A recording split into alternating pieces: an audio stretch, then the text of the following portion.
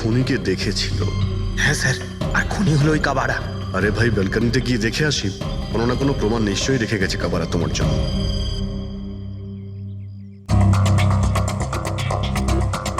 তাহলে এটা পড়ার আওয়াজ শুনেছিল লোকেরা?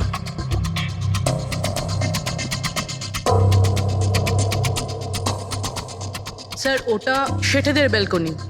তো খুনি ওখান থেকে দৌড়ে এখানে এসেছিল, তখনই এই টপটা পড়ে গিয়ে ভেঙে গিয়েছিল। ওখানে গিয়ে দেখো তো।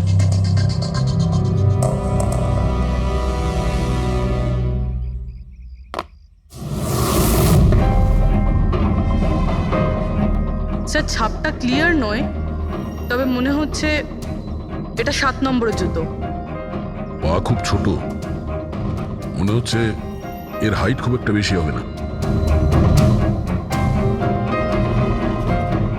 যতই ও ছোট হোক না কেন, ও খুব শক্তিশালী। যেভাবে ও খুন করেছে, তোমার কি মনে হয় পঙ্কজ? কিছু বলবে? এই জুতোর চিহ্ন কোনো মানুষের, নাকি আত্মারাও আজকাল জুতো পরা শুরু করে দিয়েছে? না স্যার, আপনি যা বলছেন সেটা ঠিক, কিন্তু ওই নাক, কান, মুখ ছাড়া ওই ছায়াটা কি ছিল স্যার? এটা আর এমন কি ব্যাপার? তুমি নিজের মুখে এটা লাগিয়ে নাও। এই নাও, এই নাও। না চোখ আছে না নাক আছে, একদম ছায়া। আর অন্ধকার ছিল, তাই ওদেরও মনে হয়েছিল যে খুনি কোনো আত্মা ছিল। এক তো ওরা প্ল্যান চেট করছিল, তার উপরে অন্ধকার হয়ে গিয়েছিল। তাই এরকম ছায়া দেখলে তো ওরা অন্যরকমই কিছু ভাববে, তাই না? একটু ভাবো, আত্মার 10 কোটি টাকার হীরের কি প্রয়োজন? কি করবে ওদিও? এই কাজ কোনো আত্মার নয়, কোনো মানুষের।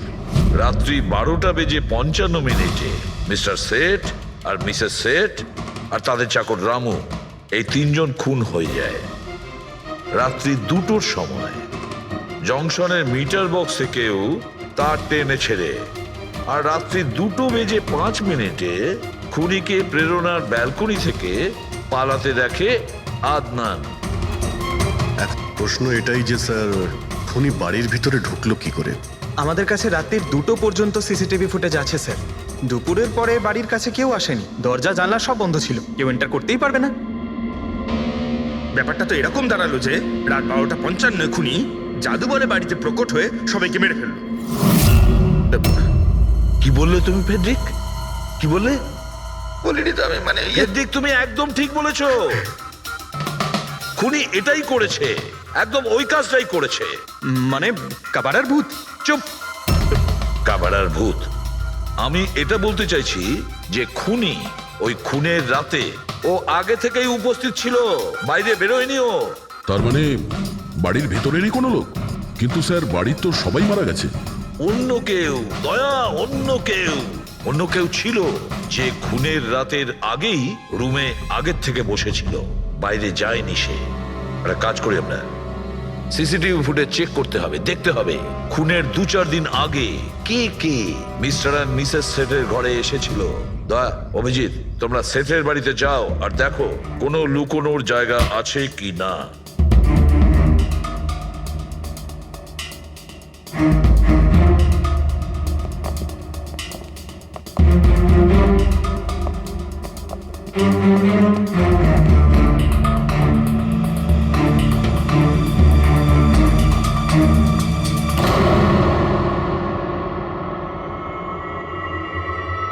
দয়া, এই পিঁপড়েগুলো দেখো উপরে যাচ্ছে।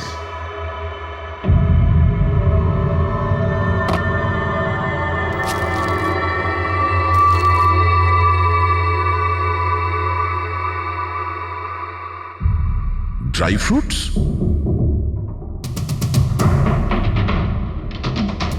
ড্রাই ফ্রুট নিয়ে ও হয়তো এখানেই লুকিয়ে বসেছিল। জায়গাটাও ভালো লুকোনোর জন্য, সুযোগের অপেক্ষায় ছিল।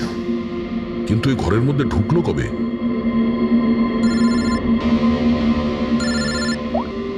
হ্যাঁ স্যার, ফুটেজ সোসাইটির অফিসে দেখে নিচ্ছি স্যার। হ্যাঁ হ্যাঁ, ফোনটা অন আছে, ফোনটা স্পিকারে আছে। পুরবি, স্যার, কিছু জানতে পারলে কি? স্যার আমি খুনের রাত্রের থেকে 2 দিন আগের এন্ট্রিগুলো দেখছি, আর কিছু পেয়েছি স্যার। কি পেয়েছো? 2 দিন আগে স্যার চ্যাম্পিয়ন সেলস কোম্পানির একটা টেম্পো এসেছিল 10:15টার সময়।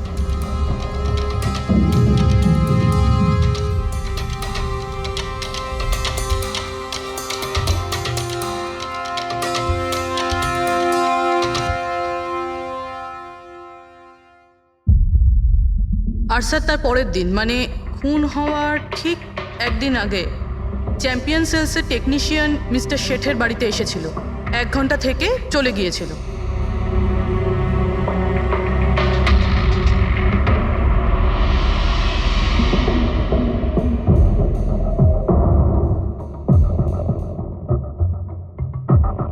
আপনি একটু বাইরে যান। দুজন এসেছিল ফ্রিজ ডেলিভারি করতে, আর দ্বিতীয় লোক হতে পারে ফ্রিজ ইনস্টল করতে, কিন্তু 1 ঘন্টার মধ্যেও বেরিয়ে গেছে।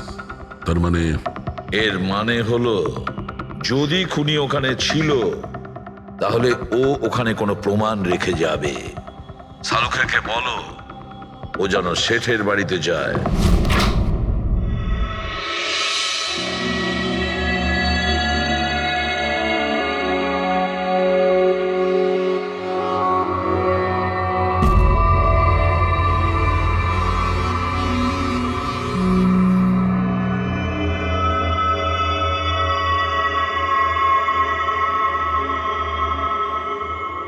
কিছু পাওয়া গেল ডক্টর? হ্যাঁ, পাওয়া গেছে ইলেকট্রোল্যাক্স। হ্যাঁ, সোডিয়াম ক্লোরাইড, ইউরিয়া, ওই সব কিছুই যেগুলো একজন মানুষের ঘামের মধ্যে থাকে। আচ্ছা, এর মানে হলো খুনি এই ফ্রিজের মধ্যেই ঢুকে এসেছিল এখানে। যখন ফ্রিজের ডেলিভারি হয় ও ফ্রিজের ভিতরে লুকিয়েছিল আর বাড়িতে ঢুকে পড়ে। হ্যাঁ স্যার, কয়েকদিন আগে আমি নতুন একটা ফ্রিজ নিয়েছি। কোম্পানির লোক ডেলিভারির পরে ফ্রিজটা খুলতে দেয় না। তারপর 1-2 দিন পরে যখন ইনস্টলেশনের লোক আসে তারা ফ্রিজটা খোলে। তার মানে মিস্টার সিড আর তার বাড়ির লোক জানতেই পারেনি যে ঘরের মধ্যে আর কেউ ঢুকে বসে আছে। একদম, ওই লোকটি ফ্রিজের মধ্যে ঢুকে বসেছিল। ফ্রিজের মধ্যে ওর গরম লাগছিল, গরম থেকে ঘাম বেরিয়েছে, ওই ঘাম ফ্রিজের মধ্যে রয়ে গেছে। কিন্তু ডক্টর সালুখে, ফ্রিজের কার্টন তো সিল থাকে, তাহলে খুনি ভেতরে গেল কি করে আর নিঃশ্বাসই বা নিচ্ছিল কি করে?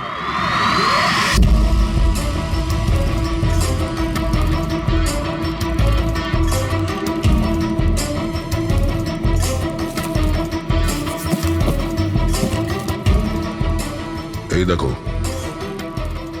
এখান থেকে শ্বাস নিচ্ছিল। এ তো দেখছি ট্রোজান হর্সের গল্প হয়ে গেল। Trojan horse? সেটা আবার কি? ভাই, বড় একটা কাঠের ঘোড়া, কিন্তু ভিতর থেকে খালি, ফাঁপা। ভিতর থেকে খালি? হ্যাঁ, যার মাধ্যমে গ্রিক সৈনিকেরা ট্রয়ের মধ্যে ঢুকে পড়েছিল। গ্রিক সৈনিকেরা বড় একটা কাঠের ঘোড়া ট্রয়েতে পাঠিয়েছিল, যাতে আগে থেকেই সৈনিকেরা ছিল। ট্রয়ে পৌঁছানোর পরে সৈনিকেরা বাইরে বের হয় আর তারপর ট্রয়ের উপরে আক্রমণ করে। এই খুনিও একই উপায় অবলম্বন করেছিল আর সফলও হয়েছিল।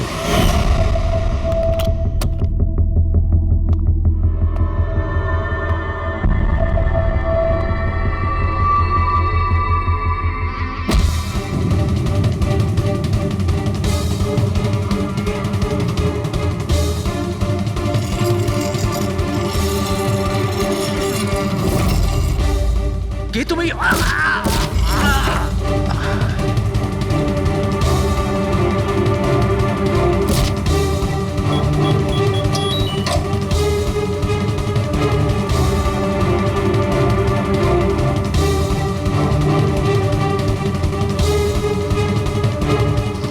পালিয়ে যাওয়ার আগে ও নিজের হাত ধুয়েছিল, অস্ত্রটাও পরিষ্কার করেছিল, আর ঠিক 2টোর সময় ওর যে সঙ্গী নিচে ওয়েট করছিল সে পাওয়ার সুইচ অফ করে দিয়েছিল, আর অন্ধকারের সুযোগ নিয়ে ও এখান থেকে পালিয়ে গেছে। পালাতে গিয়েও ওইখানে ওই ব্যালকানিতে যায় যেখানে ও টপটা ফেলে দেয়।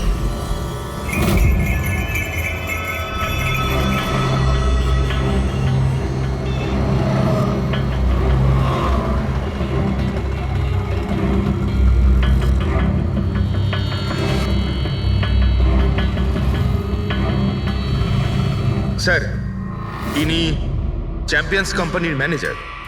স্যার, আমি রেকর্ডস আবার চেক করেছি। শেঠজি আমাদের বহুদিনের কাস্টমার। আপনি ম্যানেজার? হ্যাঁ। আর তো তোমরা কৈলাস আর মানব, হ্যাঁ, স্যার। তোমরা ফ্রিজ ডেলিভারি করতে এসেছিলে শেঠ সাহেবের বাড়িতে, তাই তো? হ্যাঁ স্যার। আর তুমি রানা, তুমি ফ্রিজ ইনস্টল করেছিলে? হ্যাঁ স্যার। কিন্তু কি হয়েছে স্যার? মিস্টার সেট, ওনার স্ত্রী আর ওনার কাজের লোক খুন হয়েছেন। খুন?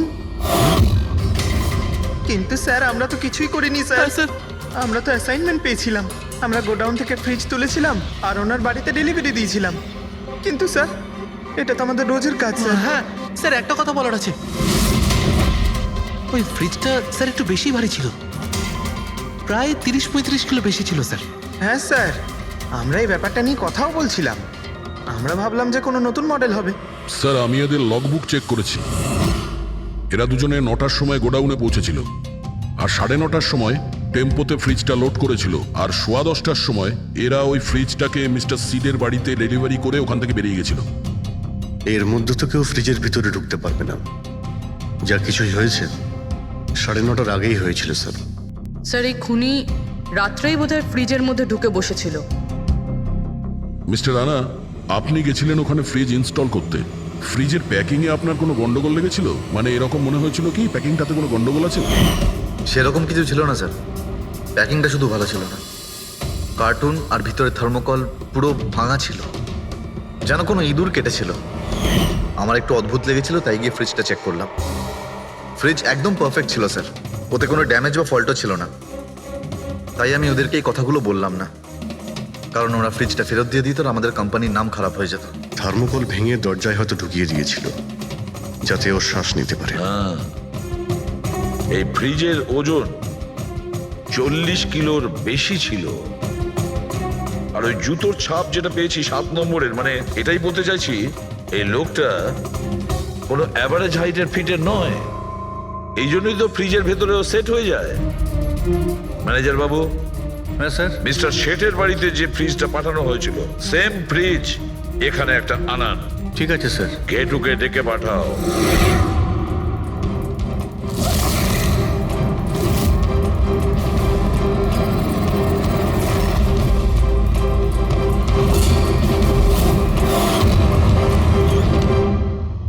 আপনি ডেকেছেন আর আমি চলে এসেছি। আরে বাহ, কেমন আছো ঘেটু? আরে স্যার, আরে বাবা, কি ব্যাপার, এতদিন বাদে এলে? সব ঠিকঠাক আছে তো? এখনো পর্যন্ত একদম ঠিকঠাক আছি। এখন আপনারা যখন আমাকে সিআইডিতে ডেকেই পাঠিয়েছেন, তাহলে দেখা যাক আমি আপনাদের কি কাজে লাগতে পারি। এবারে মন দিয়ে শুনুন। 3টে খুন হয়েছে, আর আমরা সন্দেহ করছি যে খুনি ওই ফ্রিজের ভেতরে বসে লুকিয়ে ঘরের ভেতরে ঢোকে, 3 জনকে খুন করে আর পালিয়ে যায়। এই ফ্রিজটার ভেতরে? হ্যাঁ, এই ফ্রিজটার ভেতরে। আর স্যার? আর তোমাকে হ্যাঁ ওইভাবেই ফ্রিজের ভেতরে যেতে হবে আর বসতে হবে। হ্যাঁ স্যার, আমাকে ফ্রিজের ভেতরে যেতে হবে? হ্যাঁ, ওই ফ্রিজের দরজাটা বন্ধ হয়ে যাবে? অবশ্যই। তোমাকে ফ্রিজের ভেতরে বসে বাইরে বেরোনোর চেষ্টা করতে হবে। কিভাবে বাইরে বেরোবে আমাদের দেখাও। কিন্তু স্যার একটু এক গ্লাস জল পাওয়া যাবে? নিশ্চয়ই পাবে। ফ্রিজের ভেতরে যাও, ভেতরে যাও, যাও। যাচ্ছি স্যার। চল কেটু, চলে যা ফাঁসি কাটে। আজকে হয়ে গেছিস তুই বলির পাঠা। যাচ্ছি স্যার।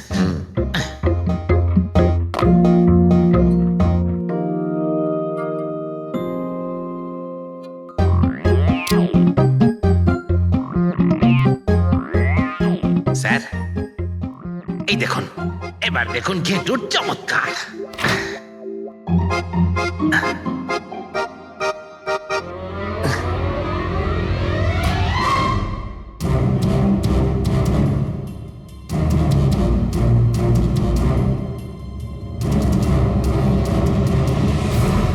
ঘেটু, ঘেটু, বাইরে বেরোনোর চেষ্টা করো। স্যার ভেতর থেকে খুলতে পারছি না, আপনাকে হেল্প করতেই হবে। ঘেটু, ঘেটু, বাইরে বেরোনোর চেষ্টা করো। ছুরি তো তোমার কাছে আছে। ঘেটু, স্যার, স্যার আমাকে বের করো, বের করো ওকে বাইরে। মনে হচ্ছে ওর শ্বাসকষ্ট বন্ধ হয়ে যাচ্ছে হচ্ছে। স্যার। আরে বাবারে, দরজা খুলে দিলাম তো। ঘেটু, দরজা খুলে গেছে। ঘেটু, ঘেটু, স্যার, হ্যাঁ? আরে বাবারে, আমার চশমা। হ্যাঁ, ওর চশমাটা দাও। এডি, ওকে কফি খাওয়াও, যাও। Thank you. আমারও তো তাই মনে হচ্ছিল, কিছু না কিছু গোলমাল তো নিশ্চয়ই আছে। শেঠের বাড়ির ফ্রিজের যে কার্টুনটা আছে সেটা এত শার্প কাটা হয়েছে বাইরে থেকে, ভেতর থেকে এরকম ভাবে কেউ কাটতেই পারে না। নিশ্চয়ই কেউ বাইরে থেকে কেটেছে ওই খুনিকে বাইরে বের করার জন্য। সে যেই হোক না কেন স্যার, সে ফ্রিজের ডেলিভারি হওয়ার পরে বা ফ্রিজার ইনস্টলেশন হওয়ার আগে এর মধ্যেই হয়তো এসেছে। ঘেটু,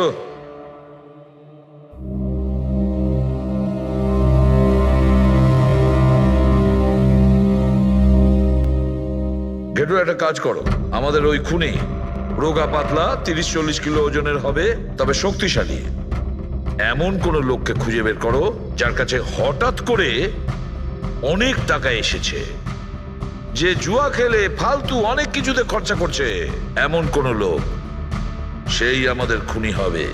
পুরবি, স্যার, ফ্রিজের ডেলিভারি আর ইনস্টলেশনের মাঝখানে মিস্টার শেঠের ঘরে 3 জন এসেছিলেন। প্রথমজন হচ্ছেন পান্নালাল। হ্যাঁ, পান্নালাল সুরাট থেকে হিরে নিয়ে এসেছিল আর মিস্টার শেঠের বাড়িতেই ছিল। স্যার, হিরো তো ওনারই ছিল, তাহলে উনি খুন করলেন কেন? হতে পারে ওই হীরের ইন্স্যুরেন্স করেছিল, আর ইন্স্যুরেন্সের কোম্পানি থেকে ডবল লাভ নেবার জন্য এই সমস্ত খেলা খেলেছিল। আর স্যার, দ্বিতীয়জন হলো মানিক। ও মিস্টার শেঠের কোম্পানিতে কাজ করে। আচ্ছা, এই হিরের পালিশ তো এই করতো না স্যার? হতে পারে ওর হয়তো লোভ জন্মে গিয়েছিল। আর তৃতীয় জন মিস্টার শেঠের ভাইপো কমলেশ। হ্যাঁ স্যার, এই কমলেশ আসলে ওদের ওখানে থাকে না, ওর কোম্পানিতে কাজ করত, কিন্তু হীরের ব্যাপারে কিন্তু ও সবকিছু জানতো। হতে পারে লোভে পড়ে ওদের সবাইকে খুন করে দিয়েছে। ঘেটু, হ্যাঁ বলো ঘেটু, বলো। স্যার, একটা লোক আছে, ভিক্টর। স্যার, ওর চেহারা সেম টু সেম একই রকম যেমনটা আপনারা বলেছিলেন। আর স্যার, ও খুব সহজে ফ্রিজের মধ্যে এঁটে যেতে পারে। আর স্যার, কয়েকদিন থেকে ও বেশ অদ্ভুত ধরনের কথাবার্তা বলছে, যেন যেন বড় একটা গুপ্তধনের খোঁজ পেতে চলেছে, অথবা ও যেন গুপ্তধন পেয়ে গেছে। স্যার, ও খুবই পাগল আর রকচটা ধরনের মানুষ।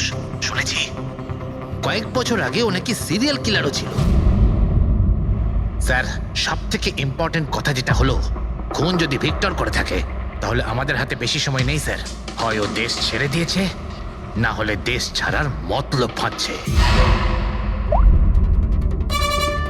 ভিক্টর তো একটা মাধ্যম, ওর পেছনে অন্য কেউ নিশ্চয়ই আছে।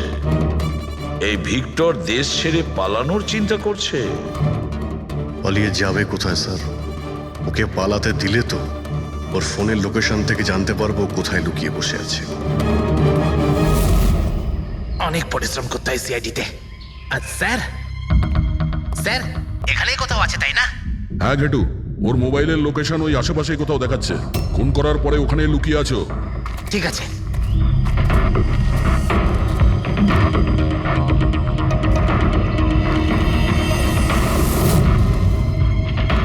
তুমি ঠিক যাচ্ছ, আরো আগে যাও।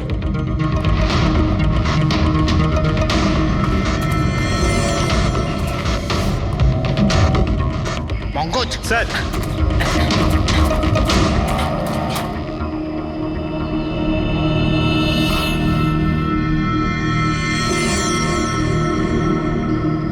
স্যার, এবার আর ওকে কেউ ধরতে পারবে না স্যার। পঙ্কজ, কি বলছো? কি হয়েছে কি? স্যার, মরে গেছে ও। হাতে একটাই প্রমাণ ছিল, এখন সেটাও গেল। কি করে মারা গেল? স্যার, মাথায় কেউ পাথর দিয়ে বা অন্য কিছু দিয়ে মেরেছে স্যার। আর আর মারা গেছে বেশ কিছু সময় হয়ে গেছে, বডি থেকে দুর্গন্ধ বেরোচ্ছে। ঠিক আছে পঙ্কজ, অ্যাম্বুলেন্স ডেকে নাও আর তোমরা ওখান থেকে বেরিয়ে যাও। ওকে স্যার, ওকে। চলো। যেই ওদের কাজ হয়ে গেছে, সাথে সাথে ওদের ব্যবস্থাও করলো আর লাশটাকে ফেলে দিল। স্যার, এই 3টে খুনের পরেই ভিক্টরের ফোনের লোকেশন ওখানেই দেখাচ্ছিল। আচ্ছা, তাহলে কে কে খুনটা করতে পারে? পান্নালাল, মানিক না কমলেশ? পান্নালাল, মানিক না হলে কমলেশ। হ্যাঁ সারুকা, বলো। আচ্ছা, ঠিক আছে, থ্যাংক ইউ। ওই পান্নালাল, মানিক আর কমলেশ, ওই তিনজনকে ফরেন্সিক ল্যাবে ডাকো। আসল অপরাধী কে সেটা জানা গেছে। এই কার্টেনের ভেতরেই ভিক্টরকে ও বাড়িতে পাঠানো হয়েছিল, আর ঘেটুকে ওখানে পাঠিয়ে এটা তো প্রুভ হয়েই গেছে যে ভিক্টর নিজে থেকে বাইরে আসেনি। তো বোঝাই যাচ্ছে নিশ্চয়ই ওকে কেউ সাহায্য করেছিল বাইরে বেরিয়ে আর আসতে। যে ওকে সাহায্য করেছে সে এসবের মাস্টারমাইন্ড, আর সে তোমাদের তিনজনের মধ্যে কেউ একজন। এসব আপনি কি বলছেন স্যার? স্যার আমি কিছু করিনি। আপনারা এরকম কেন বলছেন? হ্যাঁ, এক মিনিট। কেউ এই কার্টেনটাকে খুব ভালোভাবে কেটেছে, ভিক্টরকে বাইরে বার করেছে, তারপর পুনরায় একটা টেপ দিয়ে কার্টুনটাকে আটকে দিয়েছে। কিন্তু এই কার্টুনের টেপটা মারবার সময় ও নিজের আঙুলের ছাপ এই চটচটে জায়গায় রেখে যায়, যেটা এখনো ইনট্যাক্ট আছে। এই টেপটার ওই দিকে। কিন্তু স্যার, ফিঙ্গারপ্রিন্টস মিলবে কিভাবে?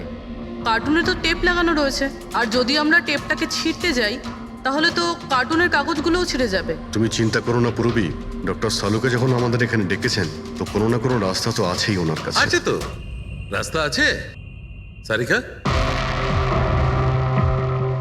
এই হেয়ার ড্রায়ারটা দিয়ে,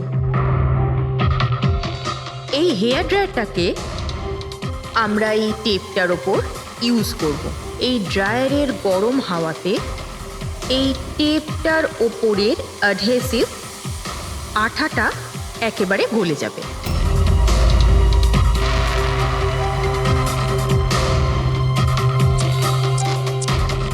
এই দেখুন, ফিঙ্গারপ্রিন্টস পরিষ্কার দেখা যাচ্ছে। আরে দারুণ করলেন সারিকা দেবী, সত্যিই অপূর্ব। ফিঙ্গারপ্রিন্ট একদম পরিষ্কার দেখতে পাওয়া যাচ্ছে। হ্যাঁ, এবার শুধু ওদের সঙ্গে ম্যাচ করে দেখতে হবে।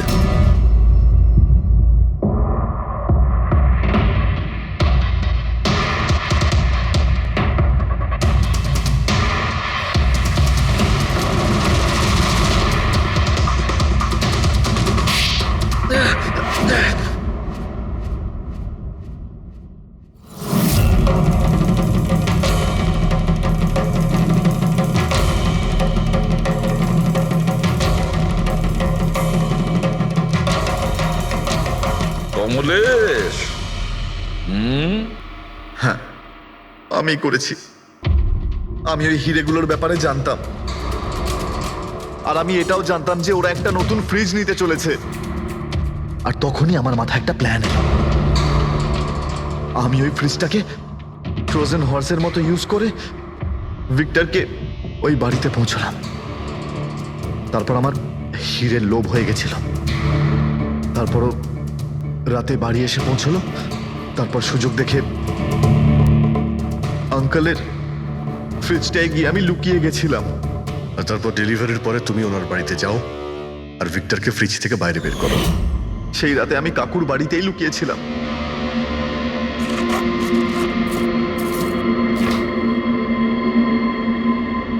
আর তারপর আমি ভিক্টরকে আবার বাইরে বার করে ওখানেই লুকিয়ে দিলাম। প্রায় 1.5 দিন মতো ওখানেই ছিল। বাড়ির লোক রাতে ঘুমিয়ে পড়ল, ও বাইরে বেরোলো।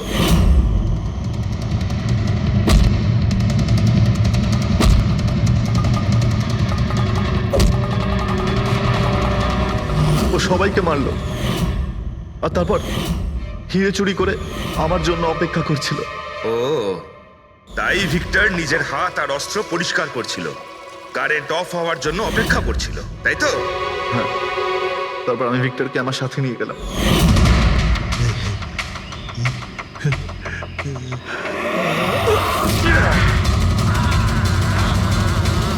আর মারার পরে ওকে ফেলে দিলাম, যাতে আমার কাছে কেউ পৌঁছতে না পারে। এতটা ভেবেছিলে, এত বড় প্ল্যানিং করলে, কিন্তু তোমার ভাগ্য তোমাকে সাথ দিল না। এটা ভেবে দেখোনি তুমি যেই হও সিআইডিদের হাত থেকে তুমি নিস্তার পাবে না। প্রত্যেক অপরাধী কোনো না কোনো ভুল করেই থাকে, যেমন তুমি। নিজের ফিঙ্গারপ্রিন্ট এখানে রেখে গেছো না, ব্যাস ওটাই আমাদের কাছে যথেষ্ট ছিল। 4-4টে খুন করেছো তুমি হিরে পাওয়ার লোভে। এবার নিজের কর্মফল ভোগ করো। কঠোর থেকে কঠোরতম শাস্তি হবে তোমার, হয়তো ফাঁসি।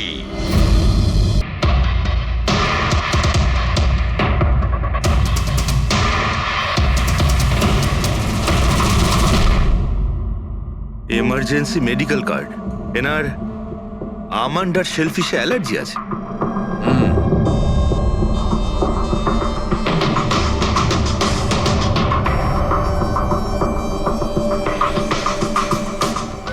স্যার কেকটাও পুরো খাওয়া হয়নি, এই দেখুন।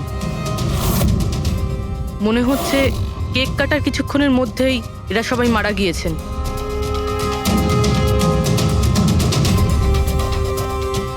হাতাহাতির কোনো চিহ্নই নেই, সোজা গুলি করেছে।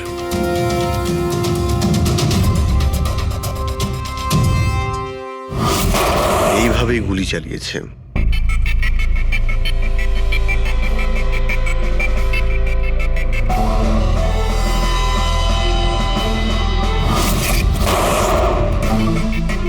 আরেকটা লাশ কোথায়? ভেতরে আছে স্যার।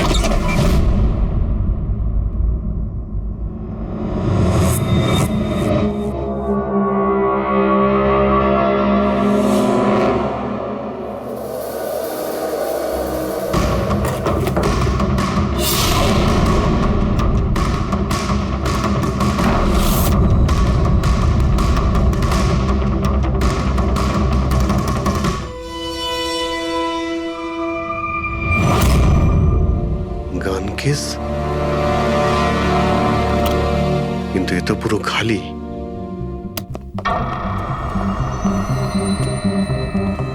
তবে স্যার, এই ঘটনা ঘটেছে কতক্ষণ হয়েছে?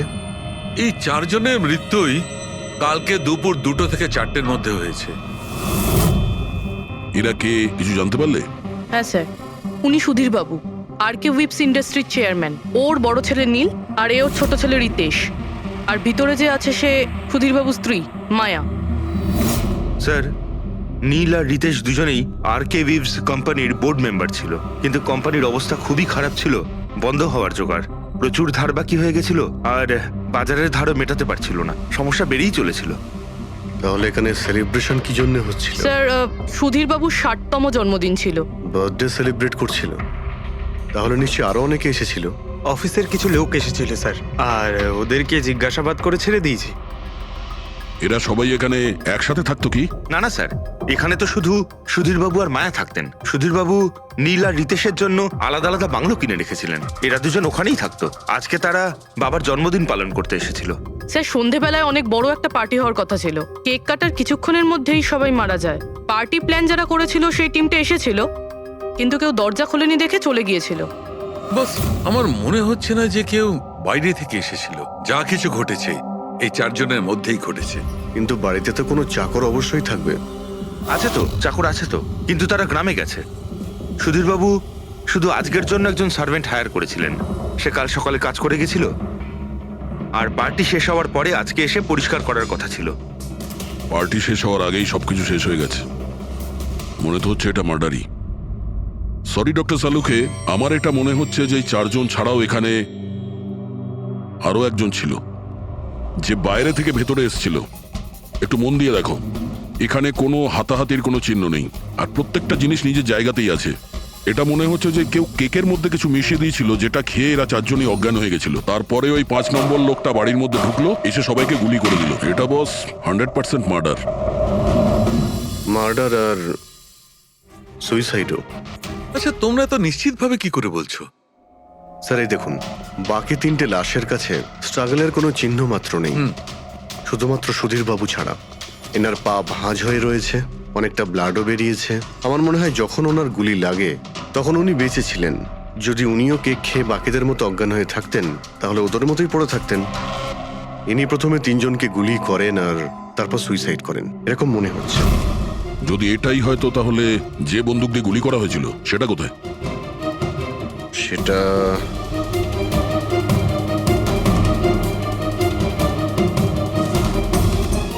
এইখানে গুলি লেগেছিল মানে মাথাতে। সুধীর বাবু যদি এইভাবে গুলি চালান তো এইভাবেই হয়তো পড়েছেন, আর তখনই হাত থেকে বন্দুকটা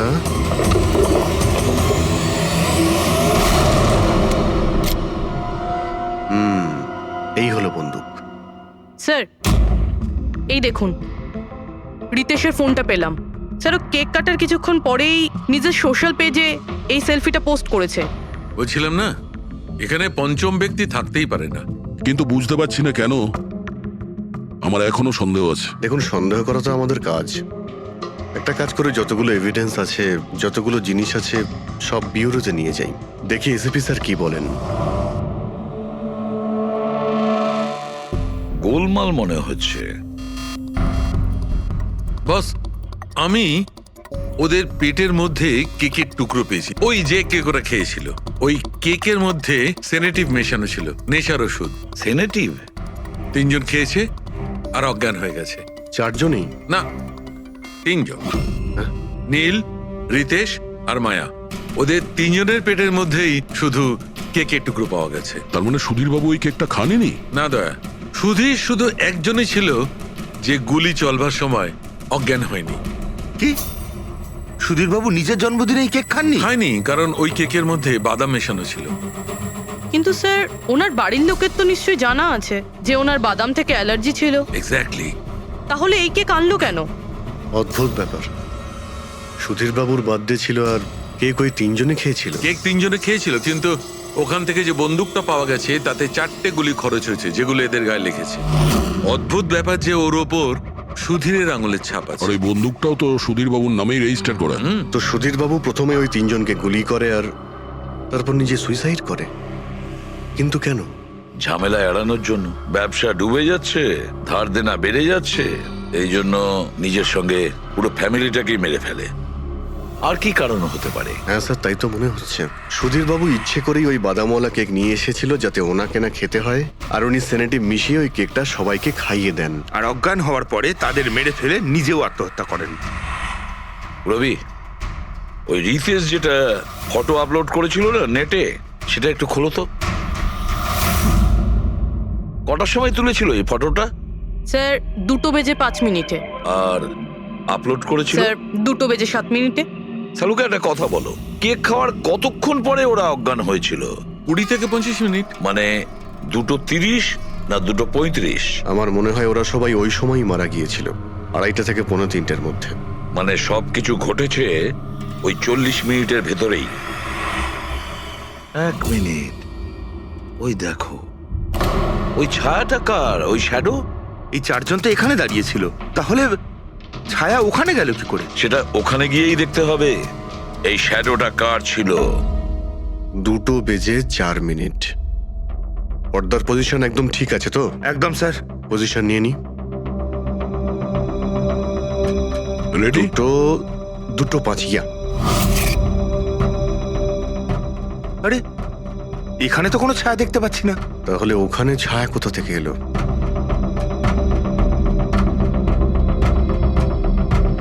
রোদটা এই দিক থেকেই আসছে। পুরবি, তুমি ওইখানটা গিয়ে দাঁড়াও তো। ইয়া, ব্যাস।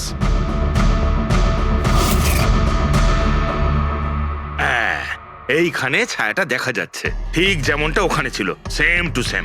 আমি ঠিকই বলেছিলাম, এখানে কোনো 5 নম্বর লোক ছিল। আর সে ওখানেই দাঁড়িয়েছিল যেখানে আমি দাঁড়িয়েছিলাম। এই সেই লোকটাই হবে যে সুধীর বাবু আর তার পরিবারকে মেরেছে।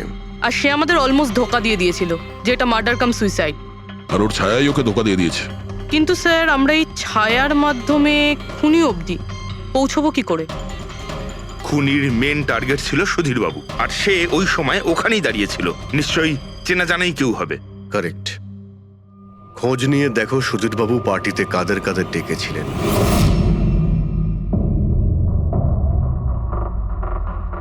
স্যার আমি পড়ি। তুমি সুধীরের এক্সিকিউটিভ অ্যাসিস্ট্যান্ট? হ্যাঁ স্যার, আমি Jahnavi. Marketing head. Yes sir. হ্যাঁ স্যার, আমি জগন্নাথ, আমি কোম্পানির লয়ার। আর সুধীর বাবুর পার্সোনাল লয়ারও। আগে হ্যাঁ, কিন্তু আপনারা আমার কাছে কি জানতে চাইছেন? সুধীর বাবুর কোম্পানিতে প্রায় 300 লোক কাজ করতেন, কিন্তু উনি পার্টিতে শুধু আপনাদের 3 জনকেই ডাকলেন। এরকম কিসের বিশেষ সম্পর্ক ছিল আপনাদের সঙ্গে সুধীর বাবুর? স্যার আমি আগেও বলেছি যে আমি ওনার এক্সিকিউটিভ অ্যাসিস্ট্যান্ট। তো একজন এক্সিকিউটিভ অফিসারের সঙ্গে এতটা পার্সোনাল রিলেশনশিপ? স্যার আমি ওনার শুধু কাজই না বরং ওনার পার্সোনাল লাইফও ম্যানেজ করতাম। আই মিন পার্সোনাল আর প্রফেশনাল দুটোই। আর ওই দিনও আমি পার্টি ম্যানেজ করতে গেছিলাম, সেলিব্রেট করতে না। আর উকিল বাবু আপনি? স্যার আমি আর সুধীর হলাম ছোটবেলাকার বন্ধু। ওর বার্থডে আর আমি যাব না, এটা কি করে হতে পারে? আর আপনি, আপনাকে কেন ইনভাইট করেছিল সুধীর বাবু পার্টিতে? স্যার আমাকে সুধীর স্যার না, নীল ইনভাইট করেছিল। আমি আর নীল খুব ভালো বন্ধু ছিলাম। I see. তো আপনি ওনার পুরো শিডিউল ম্যানেজ করতেন। তো এই বার্থডে পার্টির দিন কেউ কি আসার কথা ছিল? কোনো মিটিং রেখেছিলেন আপনারা? স্যার ওই দিন ব্যাংক হলিডে ছিল, তার জন্য কোনো মিটিং বা অ্যাপয়েন্টমেন্ট ছিল না। আর ওনার বার্থডে ছিল, তাই উনি পুরো দিন ওনার ফ্যামিলির সাথেই কাটাতে চাইতেন। দুপুর 2টো থেকে 3টের মধ্যে আপনারা কোথায় ছিলেন? স্যার আমি তো আমার বাড়িতেই ছিলাম, ভি ব্লগ বানাচ্ছিলাম। Vlog? Video blog. আমার একটা ইন্টারনেট চ্যানেল আছে যেখানে আমি ভিডিও বানিয়ে আপলোড করি। স্যার আমি বাড়িতে ঘুমোচ্ছিলাম, আমার শরীরটা ঠিক ছিল না। স্যার আমি আমার ফ্যামিলির সাথে ফিল্ম দেখতে গিয়েছিলাম। আচ্ছা, কিছুদিনের মধ্যে সুধীর বাবুর ব্যবহারে কোনো পরিবর্তন দেখেছিলেন আপনারা? হ্যাঁ স্যার, আমি একটা জিনিস নোটিস করেছিলাম। স্যার আজ থেকে ঠিক 1 মাস আগে আমাদের মিটিং চলছিল।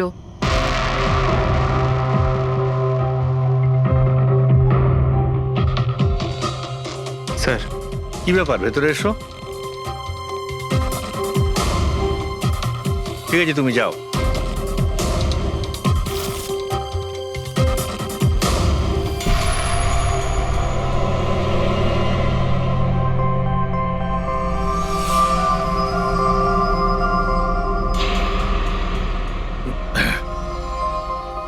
Sorry gentleman, meeting is over.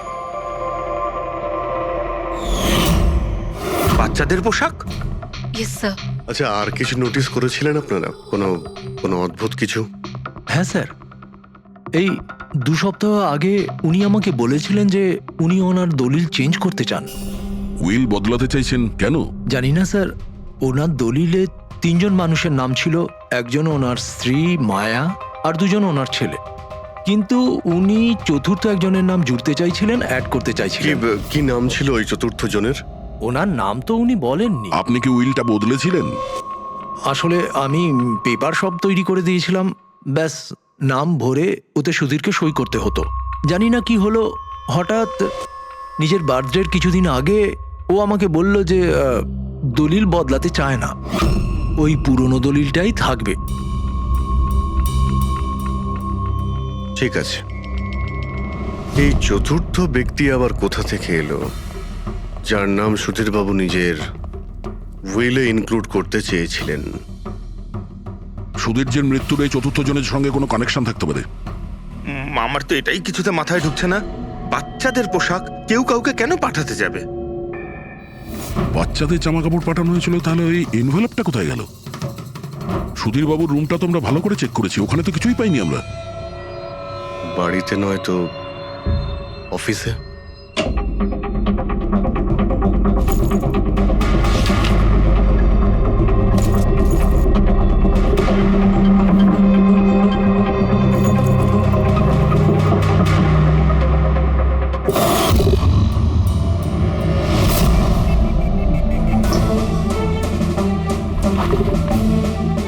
পেয়ে গেছি।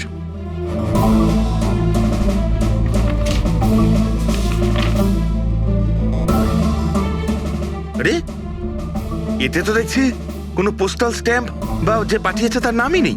তাহলে পার্সেল এখানে পৌঁছলো কি করে? মনে হচ্ছে এই এনভেলপটা সোজা কেউ কোম্পানির পোস্ট বক্সে ঢেলে দিয়েছিল।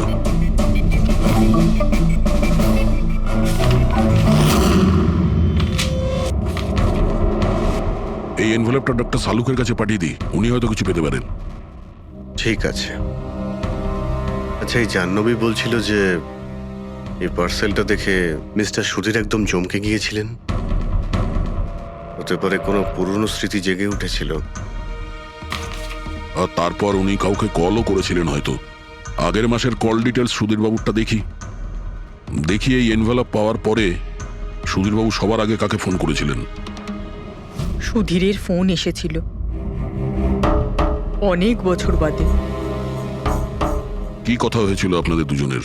খুব রেগেছিল যে আমি ওকে কেন এনভেলপটা পাঠিয়েছিলাম, কিন্তু আমি তো ওকে এনভেলপ পাঠাইনি। কিন্তু কোনো কারণ তো ছিল যাতে সুধীরবাবু আপনাকে সন্দেহ করেন। হ্যাঁ নিশ্চয়ই, ওই এনভেলপে বাচ্চার জামা ছিল। ওর মনে হয়েছিল ওটা সেই জামাটাই যেটা আমি আর সুধীর আমাদের সন্তানের জন্য কিনেছিলাম। আমাদের বাচ্চার জন্য? আমার আর সুধীরের সন্তান। 30 বছর আগে আমি আরকে ওয়েবস কোম্পানিতে অ্যাকাউন্ট ডিপার্টমেন্টে কাজ করতাম। সুধীরের বাবা সেটার মালিক ছিল। ওখানেই সুধীর আর আমার সম্পর্ক হয়েছিল। আর কিছু বোঝার আগেই আমি বুঝতে পারি যে আমি সুধীরের সন্তানের মা হতে চলেছি। তো আপনাদের দুজনের বিয়ে হয়নি? না, হয়নি। সুধীর তো কথা দিয়েছিল, কিন্তু ওর প্যারেন্টস রাজি হয়নি, কারণ আমি ওদের স্টেটাসে ছিলাম না। ওনারা তো সুধীরের বিয়ে অনেক বড়লোক বাড়িতে আর সেম স্টেটাসে করতে চেয়েছিলেন। তারপরে ওর প্যারেন্টস আর ফ্যামিলি খুব চেষ্টা করেছিল ওকে, আমাকে, এমনকি আমার ফ্যামিলিকেও বোঝানোর জন্য যে আমি বাচ্চাটাকে নষ্ট করে দিই। আমিও ঠিক করেছিলাম যে যাই হয়ে যাক আমি আমার সন্তানকে জন্ম দেবই। 15ই মার্চ 1990 সালে আমার সন্তান এই পৃথিবীতে এসেছিল, কিন্তু সেই রাতেই ও মারা গিয়েছিল। যে বাচ্চাটাকে কোলে নিয়ে আদর করছিলাম, ছোট ছোট জামা কাপড় পরাচ্ছিলাম, কিচ্ছু করতে পারিনি আমি। আমি ভেবেছিলাম যে এরকম সময় তো সুধীর আমার পাশে থাকবে, আমাকে সাপোর্ট করবে, কিন্তু ও তো এর আগেই আমার সাথে কথা বলাটাও বন্ধ করে দিয়েছিল। আর ওই মাসেই ও মায়াকে বিয়েও করেছিল। তো সেই জন্যই আপনি আজ অব্দি বিয়ে করেননি আর এখানে একাই থাকেন? হ্যাঁ। সুধীরবাবু আপনার সঙ্গে যা যা করেছেন তার জন্যে খুব কষ্ট হয়েছে আপনার, হয়তো খুব ঘেন্না করতেন ওকে? আমার থেকে বেশি ঘেন্নাও কে আর কেই বা করতে পারে। উনি আপনাকে আপনার অধিকার দেয়নি, আপনি সম্পত্তিতে ভাগ চাইলেন, আর যখন সম্পত্তি উনি আপনাকে দিলেন না তখন আপনি রেগে গেলেন আর মেরে দিলেন ওকে। আমি ওকে মারিনি, আর আমি ওকে কেন মারবো? আমি তো চেয়েছিলাম যে ও বেঁচে থাকুক আর সারা জীবন কষ্ট পাক। যেদিন সুধীরবাবু মারা যান সেদিন দুপুরবেলা আপনি কোথায় ছিলেন? আমি বাড়িতেই ছিলাম। আপনার কাছে কোনো উইটনেস বা প্রমাণ আছে? কোনো প্রমাণ নেই। হ্যালো, হ্যাঁ স্যার। ওকে স্যার, হ্যাঁ এখানেই আছেন, আমি বলে দিচ্ছি। হ্যাঁ, ইয়েস স্যার। স্যার সালুমকে স্যার ফরেন্সিকে ডাকছেন তাড়াতাড়ি, বলছিলেন যে কিছু দেখাতে চান। ওকে। শুনলে তো বিশ্বাসই করতে পারবে না বস। ওই এনভেলপটাকে যখন আমি ভালো করে পরীক্ষা করলাম তাতে কোনো ফিঙ্গারপ্রিন্ট তো পাইনি, কিন্তু ওই এনভেলপ থেকে আমি ডিএনএর জন্য স্যাম্পল পেয়ে গেছি। যে ওই চিঠিটা পাঠিয়েছে সে মনে হয় মুখ দিয়ে থুতুর সাহায্যে ওটাকে সেঁটে দিয়েছে। আর এইভাবে ওই এনভেলপ থেকে আমি স্যালাইভা স্যাম্পল পেয়ে গেছি, যার থেকে ডিএনএ টেস্ট করতে পারবো। কিন্তু ডক্টর, ডিএনএ টেস্টিং এতে তো 4 থেকে 6 সপ্তাহ লাগবে। হ্যাঁ, আর আমি 5 দিনের জন্য যাচ্ছি দিল্লি এক কনফারেন্সে, কিন্তু তার আগে আমি কিছু প্রাইমারি টেস্ট করিয়ে নিয়েছি। তো স্যার আপনি এই টেস্ট থেকে কি পেলেন? এই টেস্ট থেকে আমি জানতে পেরেছি যে এটা যার ডিএনএ হোক না কেন তার ডিএনএ সুধীরবাবুর ডিএনএ এর সঙ্গে ম্যাচ করছে। কি? তার মানে এই যে, তার মানে হচ্ছে এইটা যে এই চিঠিটা পাঠিয়েছে সেটা সুধীরবাবুর কোনো রক্তের সম্পর্কের লোক। তার মানে সুধীরেরই নিজের কেউ সুধীরকে ব্ল্যাকমেল করছে, কিন্তু কে কে হতে পারে? স্যার অদিতির পেটে যে বাচ্চাটা ছিল সেটা তো মরা অবস্থায় জন্মেছিল। হ্যাঁ, আর রইল বাকি সুধীর বাবুর 2 ছেলে নীল আর রিতেশ। ওরা দুজন আবার সুধীরবাবু আর অদিতির গোপন রহস্যটা জেনে ফেলেনি তো? হতে পারে তার জন্যই ব্ল্যাকমেল করছিলেন, বাচ্চাগুলোর পোশাক পাঠিয়ে। আচ্ছা স্যার, ওই যে বাচ্চাদের পোশাক পেয়েছিলাম ওগুলো কি সত্যি পুরনো নাকি ময়লা টয়লা করে পুরনো দেখানোর চেষ্টা করা হয়েছে? আমি ওগুলোকে স্পেশালাইজড ল্যাবে পাঠিয়ে দিয়েছি চেক করার জন্য, তাড়াতাড়ি জানা যাবে। আচ্ছা পুরবি সুধীরবাবুর ছেলের ব্যাপারে কি জানতে পেরেছো? কি করতো? স্যার 1 বছর আগে সুধীর বাবু নিজের কোম্পানিতে নিজের ছেলেদেরকেই বোর্ড মেম্বার বানিয়েছিলেন, আর তারপর থেকেই কোম্পানি লসে যেতে শুরু করলো। ওরা কোম্পানির টাকা নিয়ে নিজেরাই নয়ছয় করতো, দামি দামি গাড়ি, প্রচুর শখ মেটাতো, সবকিছু করতো, শুধু কাজ বাদ দিয়ে। কিন্তু স্যার সুধীরবাবু তার ছেলেদের খুব ভালোবাসতেন, দুজনের জন্য আলাদা আলাদা বাংলো। আচ্ছা, এটা নয় তো যে ওদের দুজনের মধ্যেই কেউ ওই এনভেলপটা লেটার বক্সে ফেলেছিল? কিন্তু একটা কথা কিছুতেই মাথায় ঢুকছে না, এই ব্ল্যাকমেলিং কেন? আরে ভাই, টাকার জন্য। কোম্পানি ডুবে যাচ্ছিল। কারেক্ট। কোম্পানি কাঙাল হওয়ার আগে যা কিছু গুছিয়ে নিতে পারো গুছিয়ে নাও। যদি সুধীরবাবুর দুই ছেলে তাদের বাবাকে টাকার জন্য ব্ল্যাকমেল করে থাকে, তাহলে নিশ্চয়ই ওনার ব্যাংকের অ্যাকাউন্টে নিশ্চয়ই টাকা এসে থাকবে, খুব বড় রকমের ফিগার। একটা কাজ করো, এই দুজনের পার্সোনাল অ্যাকাউন্ট, কোম্পানি অ্যাকাউন্ট সব চেক করো, দেখো কোনো বড় অ্যামাউন্ট এসেছিল কিনা। স্যার, স্যার কিছু পেয়েছি স্যার। আরকে ভিপস ইন্ডাস্ট্রি থেকে কোটি টাকা ট্রান্সফার হয়েছে স্যার। কার অ্যাকাউন্টে ট্রান্সফার হয়েছে?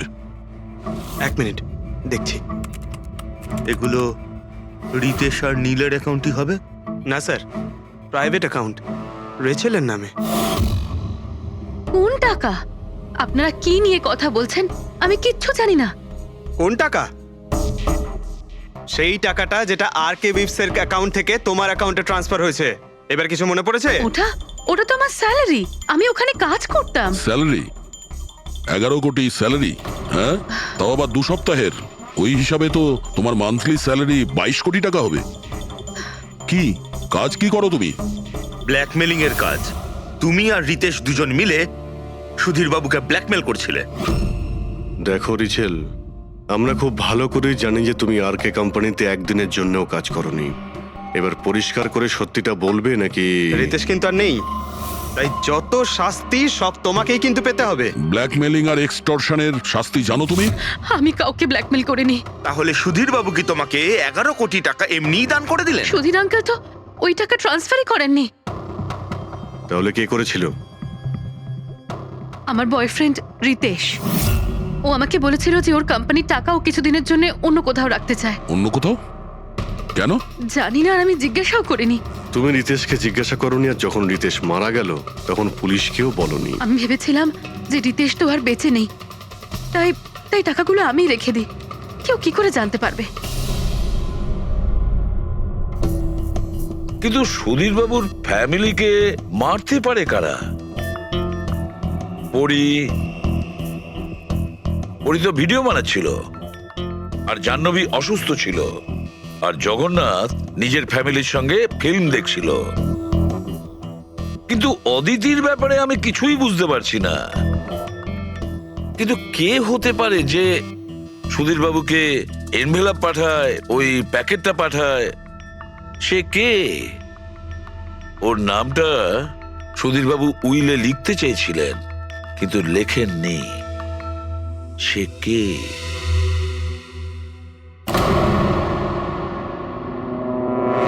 প্রেমের দ্বিতীয় কেকটা কোথা থেকে আসলো?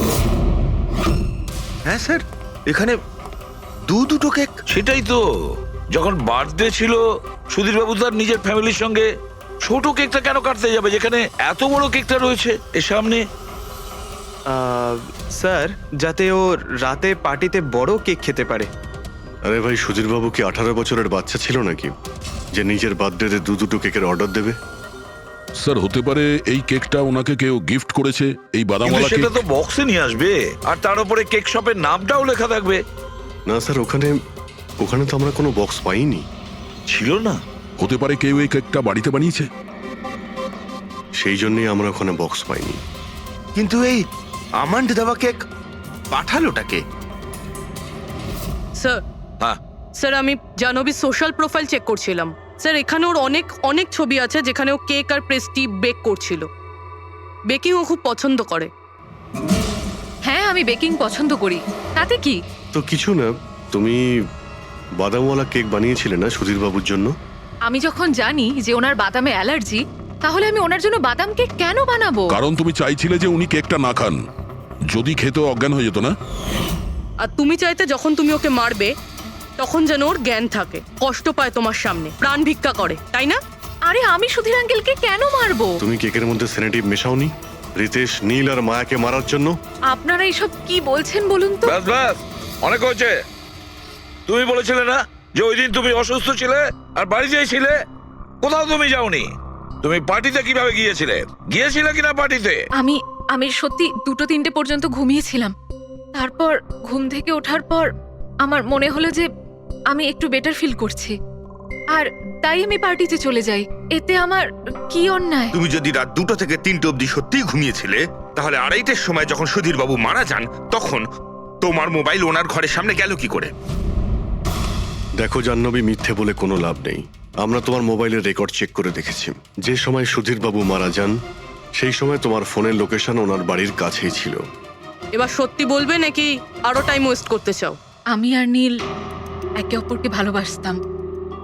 আমরা ভেবেছিলাম যে নীলের বাবার বার্থডে আমাদের কাছে একটা ভালো সুযোগ ছিল ওনাকে আমাদের ব্যাপারটা বলার, আর সেই জন্যই আমি ওখানে যাই। ওখানে গিয়ে নীলকে অনেকবার কল করি, প্রায় 1 ঘন্টা ওখানে ছিলাম আমি, কিন্তু নীলের কোনো কল আসেনি। আমি ভেবেছিলাম নীল হয়তো সময় পাচ্ছে না আমাকে কল করার। মিথ্যে কথা। তোমার মনে হয়েছিল নীল তোমাকে ঠকাচ্ছে, সেই কারণে তুমি ওকে আর ওর পুরো ফ্যামিলিকে মেরে দিয়েছো। এই আপনারা কি বলছেন বলুন তো? আমি বেকিং করতে ভালোবাসি, তার মানে তো এটা নয় যে খুনটা আমি করেছি। ইন্টারনেটে রেসিপি দেখে তো যে কেউ কেক বানিয়ে ফেলতে পারে। কেক বানানো কি এমন কঠিন কাজ? আর রিতেশের গার্লফ্রেন্ড রেচেল, ও তো বেকিং করে। আপনারা ওকে কি কেন কিছু জিজ্ঞেস করছেন না? সবাইকে জিজ্ঞেস করবো আমরা। ডাকো সবাইকে। ভীষণ ইন্টারেস্টিং কেস এটা। এরকম খুব কম হয় যে এতজনের কাছে একটা লোকের প্রাণ নেওয়ার জন্য সুযোগও আছে আর মোটিভও আছে। আপনারা আবার? আরে স্যার, আমি কেন মারবো ওনাকে? আপনি নীলকে বিয়ে করতে চেয়েছিলেন, ওর ফ্যামিলির লোকেরা রাজি হয়নি। এ তো খুব বড় একটা কারণ খুন করার। আর সুধীর বাবুর ফ্যামিলির জন্য আত্মমর্যাদা, সোশ্যাল স্ট্যাটাস অনেক গুরুত্বপূর্ণ ব্যাপার ছিল। এর সবচেয়ে বড় এক্সাম্পল অদিতি দেবী। আর সুধীর বাবু এই নিজের সম্পত্তি আর স্ট্যাটাসের জন্য আপনার জীবন নষ্ট করে দিয়েছেন। তাহলে আপনার থেকে বেশি ঘৃণা আর কে করতে পারে? আমার কাছে পয়সার কোনো মূল্য নেই, আর না কোনো বিষয়ে রিগ্রেট। আফসোস তো তোমার হওয়ার কথা রাচেল। এখানে তো 5,000 টাকার জন্য মানুষ মানুষকে খুন করে, আর তুমি তো বসে বসে 11 কোটি টাকা পেয়েছো। আর আপনি? আপনার হাতে তো সুধীর বাবু তার লাইফের রিমোট কন্ট্রোল দিয়ে দিয়েছিল।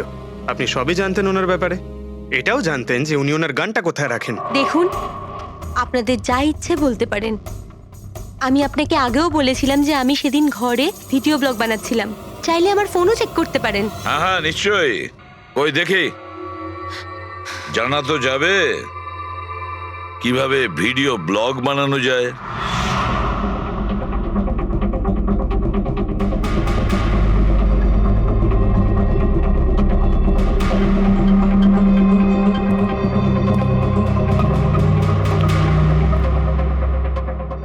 স্যার, এখন আপনি বিশ্বাস করেছেন তো যে সেদিন আমি নিজের ঘরে DIY ভিডিও বানাচ্ছিলাম? DIY তার মানে?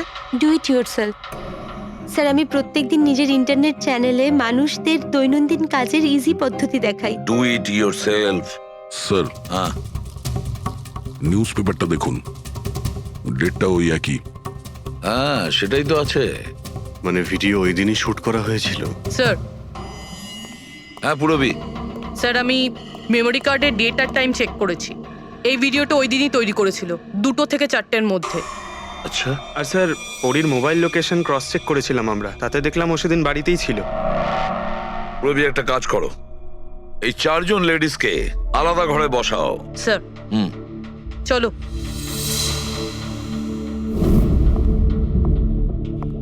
স্যার, কি ভাবছেন আপনি? সমস্ত প্রমাণ তোর পক্ষেই দেখছি। এই কেসটা তো আমি অন্ধকারে ডুবে যেতে দেখছি। ঠিক একটা কথা তো পরিষ্কার, যখন অন্ধকার হয় তখন কোনো ছায়া পড়ে না। কিন্তু আমার মনে হয় এই পুরো কেসটাই ছায়ারই খেলা। সানডাইল জানো তো? সানডাইল এই জিনিসটা আসলে সূর্যের আলো কোন দিকে যায় সেই অনুযায়ী টাইমটা দেখায়। হ্যাঁ, সানডাইল এমন একটা জিনিস যেটা থেকে আমরা আকাশের সূর্যের পজিশনটা বুঝতে পারি, যেটা থেকে আমরা সময়টা আন্দাজ করতে পারি। এবার দেখো, আমাদের পৃথিবী ঘুরতে থাকে আর সেই জন্য সূর্যের অ্যাঙ্গেলটাও বদলে যায়। যেটার কারণে সানডাইলে ছায়ার পজিশনটা বদলাতে থাকে। এটা তো মাথায় ঢুকে গেছে স্যার, কিন্তু এটার এই কেসটার সাথে কি সম্পর্ক বলুন এর তো? সঙ্গে সম্পর্ক আছে ফেডরিক। পরি, এই পুরো প্রমাণগুলোই আমরা পরির কাছ থেকে কালেক্ট করেছি। পরি সে এমন একজন কেউ পুরো এভিডেন্স গুলো ম্যানিপুলেট করতে পারে, মেমোরি কার্ডের ডেটটাও চেঞ্জ করতে পারে, পুরো এভিডেন্সেস কন্ট্রোল করতে পারে। কিন্তু সূর্যকে কন্ট্রোল পরি করতে পারে না।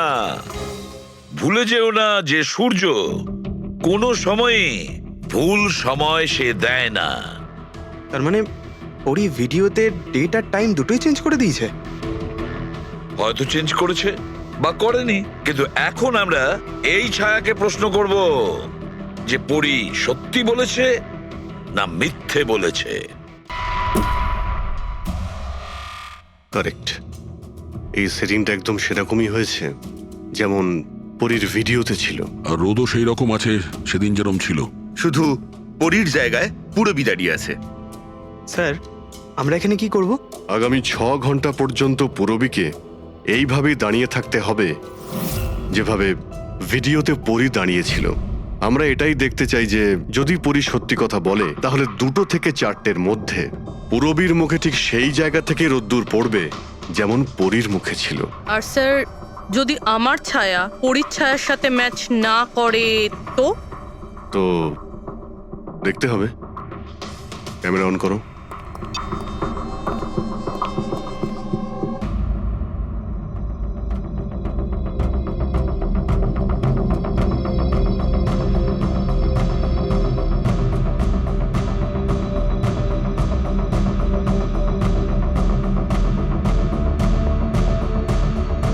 চলো, গুড।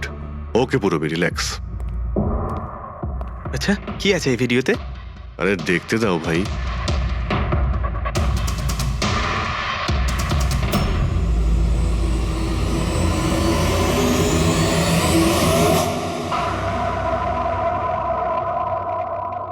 তো সকাল 11টা থেকে 1টার মধ্যে তুমি ওই ভিডিওটা রেকর্ড করেছিলে। আর তুমি খুব চালাকির সাথে ভিডিও ডেট আর টাইম চেঞ্জ করে দিয়েছো। মেমোরি কার্ডের ডেট আর টাইম বদলে দিয়েছিলে, নিজের মোবাইল ফোনটা বাড়িতে রেখে দিয়েছিলে যাতে আমরা ওখানকার লোকেশন পাই। তুমি কি মনে করেছিলে এসব করার ফলে আমরা বোকা হয়ে যাব? হ্যাঁ, না তুমি আমাদেরকে বোকা বানাতে পারলে, না আকাশে ওঠা সূর্যকে। তোমার ভিডিওতে রোডের ডিরেকশন দেখে স্পষ্টই বোঝা যাচ্ছে ওই ভিডিওটা 11টা থেকে 1টার মধ্যে শুট করা হয়েছে। চেষ্টাটা ভালোই করেছিলেন, কিন্তু রিসার্চ ওয়ার্কটা একটু দরকার ছিল। পরি, তোমার ব্যাপারে আমরা সবকিছু জেনে গেছি। পড়ি, আমাদের হয়তো ম্যাক্সিমাম 4 সপ্তাহ সময় লাগবে তোমার ডিএনএ টেস্ট করে এটা প্রমাণ করতে যে তুমি সুধীর বাবুর মেয়ে, কিন্তু তাতে সত্যিটা বদলে যাবে না।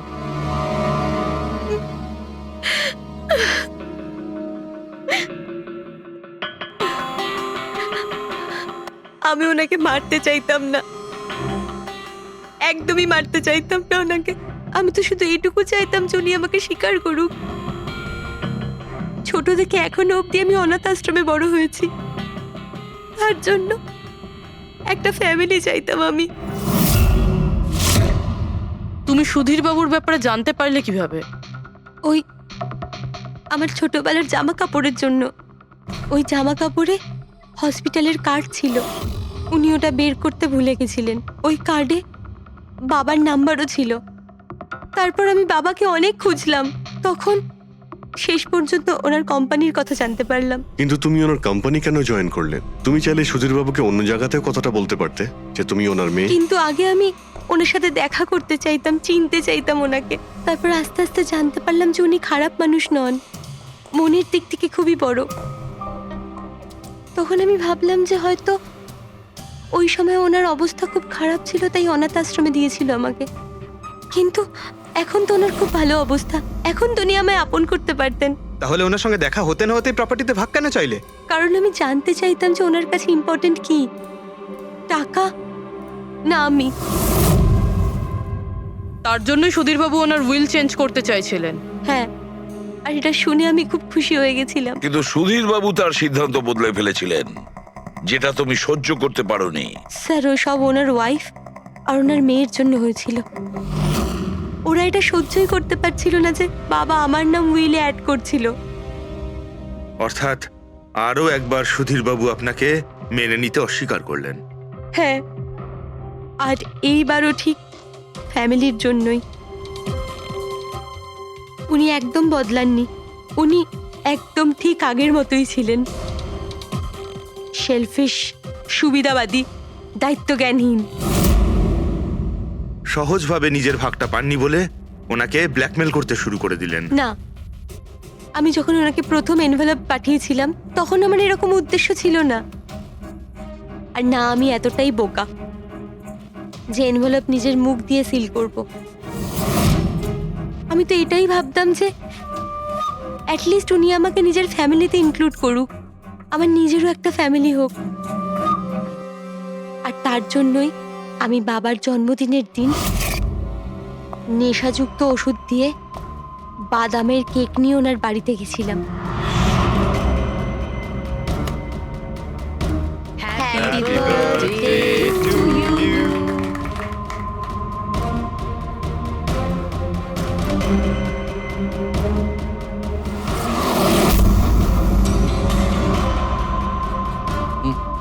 আমার অ্যালার্জি আছে।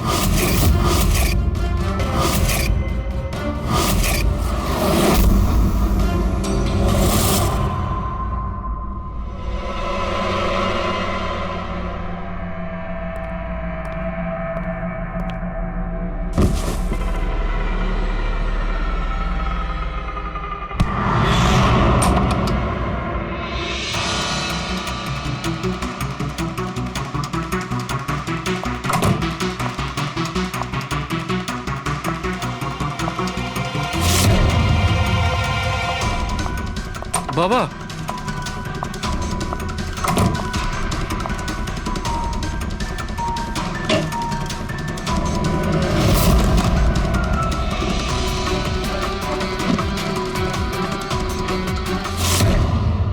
তুমি সুধীরবাবুর পুরো ফ্যামিলিকে মারতে চেয়েছিলে না? তোমার লক্ষ্য পূরণ হয়েছে। এবার তোমার সঙ্গে ওনার ফ্যামিলির লাস্ট মেম্বারও শেষ হয়ে যাবে। জেল যাওয়ার আগে আমরা তোমার সঙ্গে কারোর সঙ্গে দেখা করিয়ে দিতে চাই।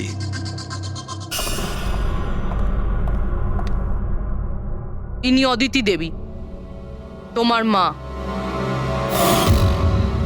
মা? আপনাকে মিথ্যে বলা হয়েছিল যে আপনার সন্তান মৃত জন্ম নিয়েছিল।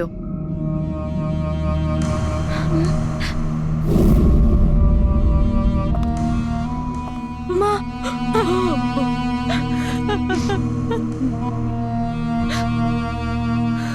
ওর এই সুধীর বাবু আর তার ফ্যামিলিকে শেষ করে দিয়েছে। আমরা দুঃখিত, আপনারা দুজন আবার বিচ্ছিন্ন হয়ে যাচ্ছেন।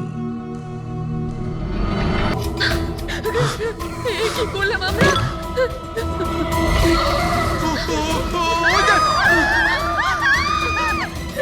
আমাদের সবাইকে মেরে ফেলবে।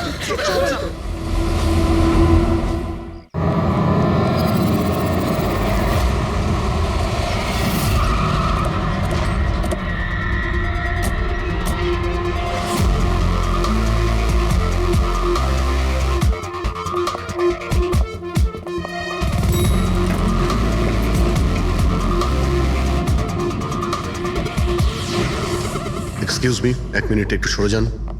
আসুন স্যার, দেখুন কি নির্দয়ভাবে মেরেছে। আপনি কে? স্যার, আমার নাম পান্নালাল। আমি আপনাকে ফোন করেছিলাম। সেট ভাই আর আমি বহুদিন থেকেই একসঙ্গে ব্যবসা করি। কাল সন্ধ্যায় আমি যখন এসেছিলাম তখনও পর্যন্ত সব ঠিক ছিল। তারপর স্যার এইসব ঘটে গেল।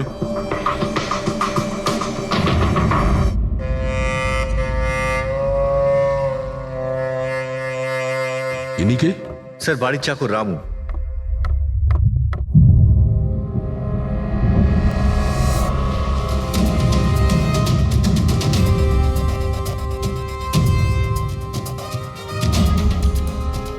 মনে হচ্ছে ঘুমন্ত অবস্থায় মেরে দিয়েছে, ওঠার কোনো সুযোগই পাইনি।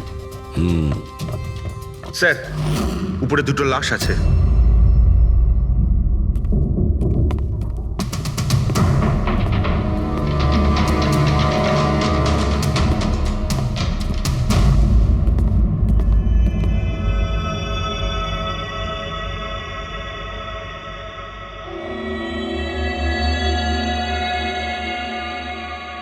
হচ্ছে চাকরের চিৎকার শুনেও বাইরে এসেছিল, আর খুনি ওকে এখানেই মেরে দিয়েছে। বেডরুমেও একটা লাশ।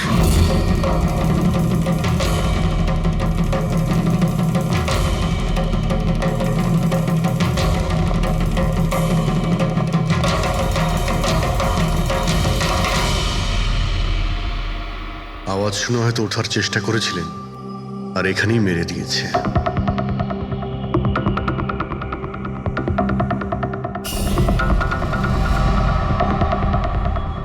লকার থেকে কি কি চুরি হয়েছে আপনি কি জানেন কিছু? স্যার 10 কোটি টাকার হিরে ছিল।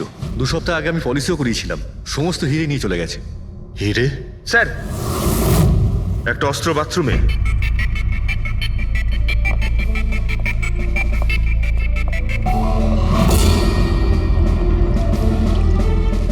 মনে হচ্ছে এইটা দিয়ে সব কটাকে মেরেছে।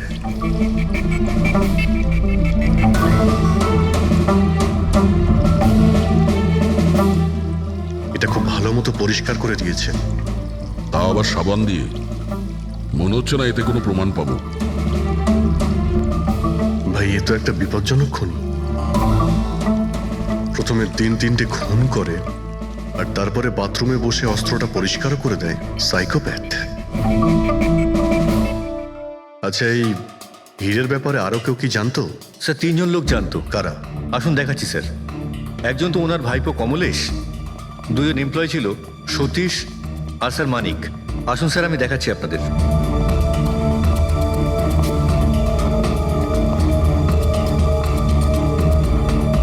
স্যার, ইনি হলেন সেট ভাইয়ের ভাইপো কমলেশ। হ্যাঁ, আমি কমলেশ। ওনারা আমার কাকু কাকিমা ছিলেন। আর এ হলো মানিক, আর ও সতীশ। হ্যাঁ স্যার, ওই হিরে পলিশ করার কাজ আমাকে আর মানিক স্যারকে দিয়েছিল। আর স্যার, আমার 10 কোটি টাকার হিরে নিয়ে চলে গেল। আমি তো বরবাদ হয়ে গেলাম। কোথা থেকে আমি ফেরত পাবো বলুন? আপনি হয়তো ভুলে যাচ্ছেন 3-3টে খুন হয়েছে এখানে। ওনাদের জীবন হীরের থেকে অনেক বেশি মূল্যবান, বুঝেছেন আপনি? বাইরে গিয়ে দেখি, হয়তো কেউ কিছু দেখেছে।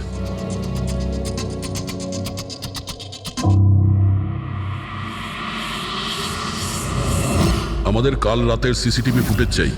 এই ক্যামেরা চলছে তো? হ্যাঁ স্যার, কিন্তু কাল রাত 2 থেকে 3টের মধ্যে কারেন্ট চলে গেছিল।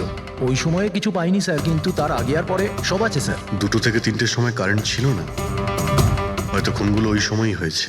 কিন্তু কাল রাত 2 থেকে 3টের মধ্যে কারেন্ট চলে গেছিল। ওই সময়ে কিছু পাইনি স্যার, কিন্তু তার আগে আর পরে সব আছে স্যার। 2 থেকে 3টের সময় কারেন্ট ছিল না, হয়তো খুনগুলো ওই সময়ই হয়েছে। আচ্ছা, এই সময় কোনো অচেনা ব্যক্তিকে তোমরা এখানে আসতে বা যেতে দেখেছো? স্যার, রাত 2:30টার সময় শেঠবাবুর প্রতিবেশীর বাড়ি থেকে 4 জন গাড়ি নিয়ে বেরিয়ে গেল স্যার। ওই ফ্ল্যাটটা কার? ওটা প্রেরণা ম্যাডামের স্যার। প্রেরণা ম্যাডাম আর ওনার বাবা মা ওখানেই থাকেন স্যার। গত মাস থেকে ওনার বাবা মা ওনার গ্রামে চলে গেছেন, আর ওনার গাড়ি নিয়েই সবাই গেছে। হ্যাঁ স্যার, ওরা তাড়া করছিলেন, এছাড়া টেনশনও করছিলেন। আমরা বেশি মন দিতে পারিনি, আসলে আমরা কারেন্টের ব্যাপারটা দেখছিলাম। ওই গাড়ির ডিটেলস আছে তোমাদের কাছে? পেয়ে যাবে। এই বাচ্চারা নিশ্চয়ই কিছু জানে এই ব্যাপারে। সব জায়গাতে অ্যালার্ট করে দিন, পালিয়ে যাবে কোথায় ওরা। স্যার, কিছু এমনিতে দেখি বা শুনিনি, কিন্তু একটা আজব ব্যাপার হয়েছে কালকে। মোটামুটি 1 ঘন্টা অবধি কারেন্ট ছিল না রাত্রে। হ্যাঁ স্যার, হ্যাঁ। স্যার, এটা ক্রস এরিয়া, এখানে লোডশেডিং হয় না। কারেন্ট তো নিজে থেকে যায়নি, খুনি জেনে শুনেই পাওয়ার সাপ্লাইটা কেটে দিয়েছে।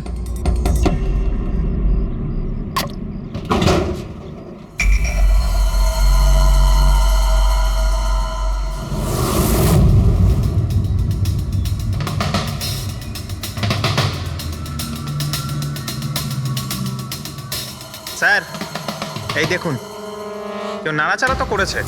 যেই লোকটা এই ওয়্যারটা কেটেছে, সে খুব ভালো করেই জানতো এই ওয়্যারটা কাটলে পুরো এরিয়ার কারেন্ট চলে যাবে। আর পুরো সোসাইটিরও। হ্যাঁ। ঠিক আছে, থ্যাংক ইউ। পরিষ্কার, কেউ রাত্রি 2টোর সময় এই জাংশন বক্স থেকে পাওয়ার সাপ্লাই কেটে দিয়েছিল, যাতে সোসাইটির যে সিসিটিভি ক্যামেরাগুলো আছে সেগুলো অফ হয়ে যায়। তারপরে ও কম্পাউন্ডে ঢুকলো আর মিস্টার সিডের ঘরে ঢুকে গেছিল। আর প্রায় 2 থেকে 2:30টার সময় খুনটা করে, হিরেগুলো চুরি করে, আর তারপর ওখান থেকে পালিয়ে যায়। আর তারপর 3টের সময় আবার কারেন্ট চলে এলো।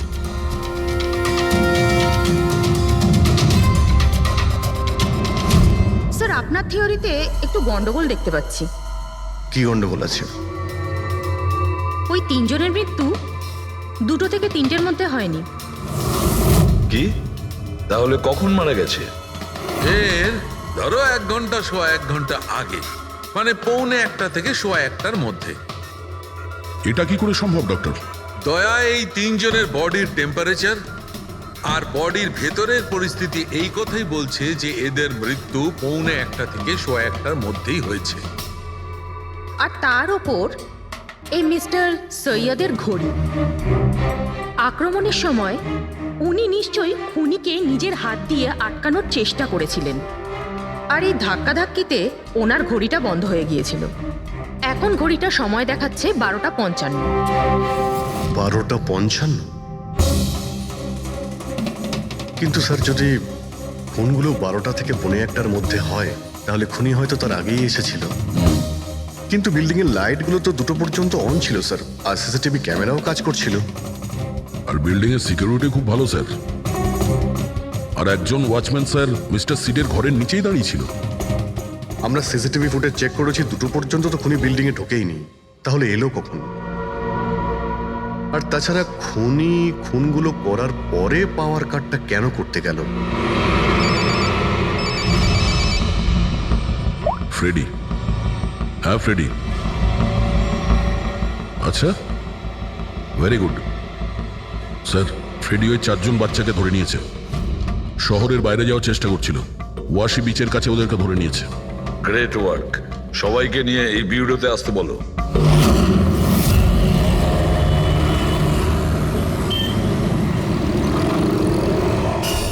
ওরা আমাদের জন্য মরে গেছে। এগুলো তোমরা ওই হীরের জন্য করেছো না? হিরে? আপনি কোন হীরের কথা বলছেন স্যার? হীরের ব্যাপারে তোমরা কিছু জানো না? যদি নাই জেনে থাকো তাহলে মেরেছো কেন? হ্যাঁ স্যার, আমরা কাউকে মারিনি, ওই কাবারা মেরেছে স্যার। আরও আমাদের জন্যই এসেছিল, আমরাই ওকে ডেকেছিলাম স্যার। এই কাবারা আবার কে? ও একজন কুখ্যাত সিরিয়াল কিলার আর ডাকাত। এক মিনিট। এটা ওই 1940-এর কাবারা নয় তো? আরে, আমি এই ব্যাপারে পড়েছি স্যার। ও শুধু লোকেদেরকে লুটতোই না স্যার, বরং তাদেরকে খুব খারাপভাবে মারতো। হ্যাঁ, উনি। আরে, ও তো মারা গেছে, বহু বছর হয়ে গেছে। তোমরা ওকে ডাকলে কি করে? আমরা একটা হিস্ট্রি প্রজেক্ট বানাচ্ছিলাম, তাই আমরা ভাবলাম যে সত্যি ডাকাতকে ডাকলে আরো ভালো হবে। তাই আমরা ওর আত্মাকে ডাকছিলাম, কিন্তু সবকিছু গন্ডগোল হয়ে গেল। যা কিছু হয়ে যাক, হাত ছাড়বি না।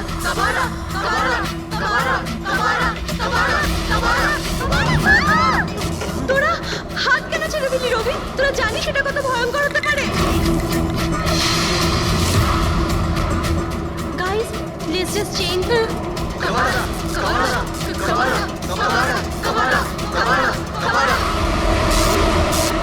স্যার, তারপর হঠাৎ করে একটা শব্দ হলো, আর আমরা ওইদিকে তাকাতেই দেখলাম যে কাবারার ছায়া। ভূত ডাকছিলে তোমরা? চুপ চুপ। ভূতকে ডাকছে। আর তোমরা লেখাপড়া জানো তো? এই সমস্ত কথা বিশ্বাস করো? 50 বছর আগের মারা যাওয়া আত্মা খুন করে চলে যাচ্ছে আর হিরে নিয়ে পালাচ্ছে। আরে এরকম কখনো হয়? স্যার, ওই ছায়াটা আমি নিজের চোখে দেখেছিলাম। ওর মুখ, চোখ, নাক কিচ্ছু ছিল না স্যার। কটার সময় দেখেছিলে? স্যার, তখন 2:05 বাজছিল। স্যার, আমি সেলফোনের টর্চ অন করেছিলাম, তাই সময় দেখতে পেয়েছিলাম। 2:05 মানে কারেন্ট যাওয়ার ঠিক পরপরই। তার মানে খুনি একা ছিল না, আরও কেউ ছিল ওর সঙ্গে। ওই কাবারা ছিল স্যার। হ্যাঁ স্যার, আমরা খুব ভয় পেয়ে গেছিলাম, আর আমরা ওখান থেকে মনিকার হোস্টেলে পালিয়ে গেলাম। স্যার, আসলে আমি আপনাদের থেকে একটা কথা লুকিয়েছি। অ্যাকচুয়ালি সেই রাতে বন্ধুদের ভয় দেখানোর জন্য আমি প্ল্যানচেট নিয়ে মজা করেছিলাম। টেবিলটা পা দিয়ে নাড়িয়েছিলাম আর ম্যাগনেটের সাহায্যে ব্লাড আর কাবারা লিখেছিলাম স্যার। সরি স্যার, কিন্তু এই ছায়া আর ভয়ঙ্কর মুখটা আমি দেখেছিলাম, ওটা কাবারার আত্মাই ছিল স্যার। একটা কথা মনে রাখবে, এই আত্মা টাত্মা বলে কিছু নেই। পঙ্কজ, এদের সবার বাড়িতে ফোন করো, ডাকো এদের বাড়ির লোককে, বলো এদেরকে নিয়ে যেতে। কেমন? অভিজিৎ, এই ছেলেমেয়েরা তখন নিশ্চয়ই কিছু দেখেছিল, নিশ্চয়ই দেখেছিল। আর যা কিছু দেখেছে সেটা এই 3টে হত্যার সঙ্গে জড়িত। খোঁজ নিয়ে দেখতে হবে কে সেই ছায়ামূর্তি।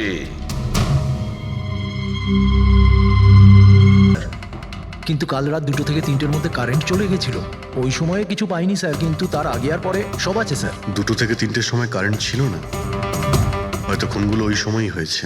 কিন্তু কাল রাত 2টো থেকে 3টের মধ্যে কারেন্ট চলে গেছিল। ওই সময়ে কিছু পাইনি স্যার, কিন্তু তার আগে আর পরে সব আছে স্যার। 2 থেকে 3টের সময় কারেন্ট ছিল না, হয়তো খুনগুলো ওই সময়ই হয়েছে। আচ্ছা, এই সময় কোনো অচেনা ব্যক্তিকে তোমরা এখানে আসতে বা যেতে দেখেছো? স্যার, রাত 2:30টার সময় শেঠবাবুর প্রতিবেশীর বাড়ি থেকে 4 জন গাড়ি নিয়ে বেরিয়ে গেল স্যার। ওই ফ্ল্যাটটা কার? ওটা প্রেরণা ম্যাডামের স্যার। প্রেরণা ম্যাডাম আর ওনার বাবা মা ওখানেই থাকেন স্যার। গত মাস থেকে ওনার বাবা মা ওনার গ্রামে চলে গেছেন, আর ওনার গাড়ি নিয়েই সবাই গেছে। হ্যাঁ স্যার, ওরা তাড়া করছিলেন, এছাড়া টেনশনও করছিলেন। আমরা বেশি মন দিতে পারিনি, আসলে আমরা কারেন্টের ব্যাপারটা দেখছিলাম। ওই গাড়ির ডিটেলস আছে তোমাদের কাছে? পেয়ে যাবে।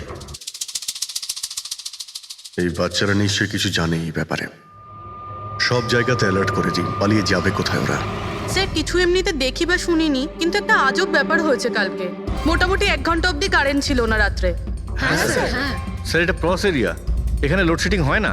কারেন্ট তো নিজে থেকে যায়নি, খুনি জেনে শুনেই পাওয়ার সাপ্লাইটা কেটে দিয়েছে।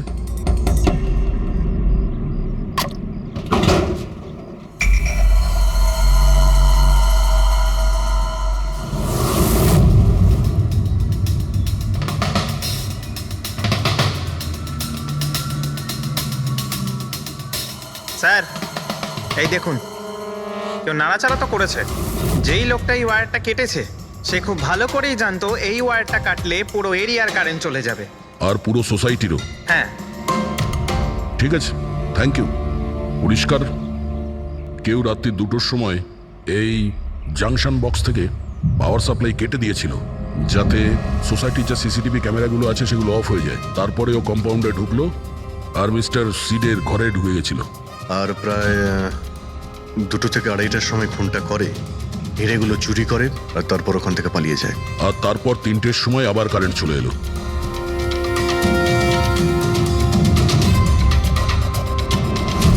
স্যার, আপনার থিওরিতে একটু গন্ডগোল দেখতে পাচ্ছি। কি গন্ডগোল আছে?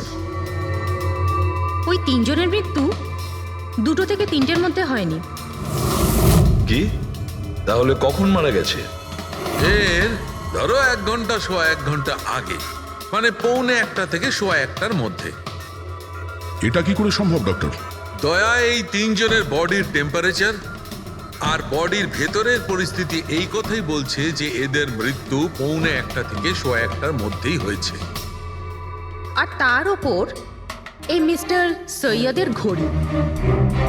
আক্রমণের সময় উনি নিশ্চয়ই খুনিকে নিজের হাত দিয়ে আটকানোর চেষ্টা করেছিলেন, আর এই ধাক্কাধাক্কিতে ওনার ঘড়িটা বন্ধ হয়ে গিয়েছিল।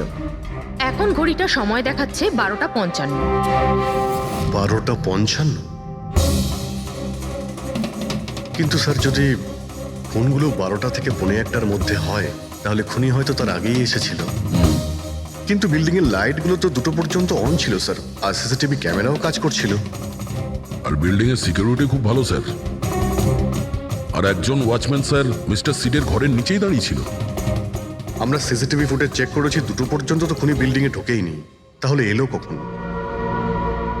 আর তাছাড়া খুনি খুনগুলো করার পরে পাওয়ার কাটটা কেন করতে গেল?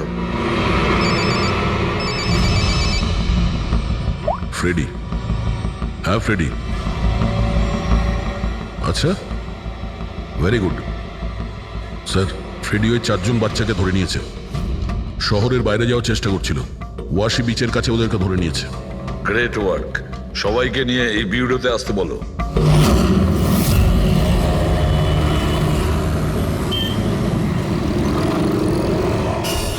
ওরা আমাদের জন্য মরে গেছে। এগুলো তোমরা ওই হিরের জন্য করেছো না? হিরে? আপনি কোন হীরের কথা বলছেন স্যার? হীরের ব্যাপারে তোমরা কিছু জানো না? যদি নাই জেনে থাকো তাহলে মেরেছো কেন? হ্যাঁ স্যার, আমরা কাউকে মারিনি, ওই কাবারা মেরেছে স্যার। আরও আমাদের জন্যই এসেছিল, আমরাই ওকে ডেকেছিলাম স্যার। এই কাবারা আবার কে? ও একজন কুখ্যাত সিরিয়াল কিলার আর ডাকাত। এক মিনিট, এটা ওই 1940-এর কাবারা নয় তো? আরে আমি এই ব্যাপারে পড়েছি স্যার। ও শুধু লোকেদেরকে লুটতোই না স্যার, বরং তাদেরকে খুব খারাপভাবে মারতো। হ্যাঁ উনি। আরে ও তো মারা গেছে, বহু বছর হয়ে গেছে। তোমরা ওকে ডাকলে কি করে? আমরা একটা হিস্ট্রি প্রজেক্ট বানাচ্ছিলাম, তাই আমরা ভাবলাম যে সত্যি ডাকাতকে ডাকলে আরো ভালো হবে। তাই আমরা ওর আত্মাকে ডাকছিলাম, কিন্তু সবকিছু গন্ডগোল হয়ে গেল। যা কিছু হয়ে যাক, হাত ছাড়বি না।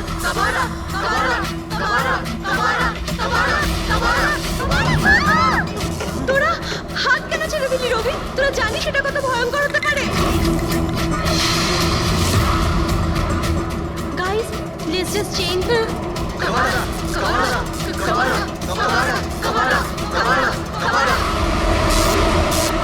স্যার, তারপর হঠাৎ করে একটা শব্দ হলো, আর আমরা ওইদিকে তাকাতেই দেখলাম যে কাবারার ছায়া। ভূত ডাকছিলে তোমরা? চুপ চুপ। ভূতকে ডাকছে। আর তোমরা লেখাপড়া জানো তো? এই সমস্ত কথা বিশ্বাস করো? 50 বছর আগের মারা যাওয়া আত্মা খুন করে চলে যাচ্ছে আর হিরে নিয়ে পালাচ্ছে। আরে এরকম কখনো হয়? স্যার ওই ছায়াটা আমি নিজের চোখে দেখেছিলাম। ওর মুখ, চোখ, না